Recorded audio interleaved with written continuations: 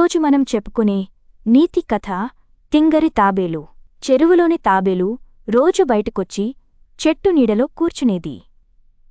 అదే సమయానికి ఓ కాకి వచ్చి దాంతో కబుర్లు చెప్పేది. ఆ పక్కనే కలుగులో ఎలుక కూడా ఉండేది.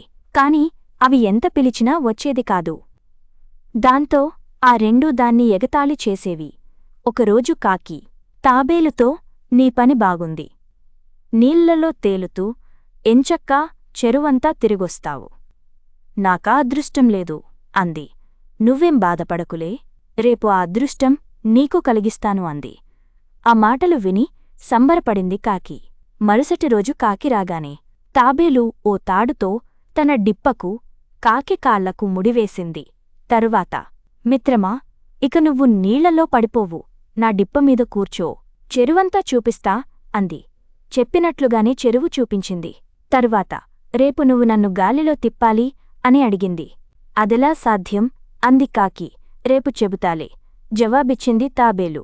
మరుసటి రోజు కాకి వచ్చేసరికి తాడుతో సిద్ధంగా ఉందది. ఏంటి మిత్రమా, నీ ఉపాయం అని అడిగింది. ఈ తాడు ఒకవైపు నీ మెడకు, రెండో వైపు నా మెడకు చుడతాను.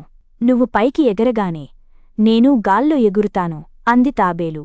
భలే భలే అంది కాకి సంతోషంగా. వెంటనే తాడు కట్టుకుని కాకి ఒక్కసారిగా ఎగరబోయింది. కాని తాబేలు బరువు ఉండటంతో అది సాధ్యపడలేదు. పైగా తాడు దాని గొంతుకు బిగుసుకుపోయింది.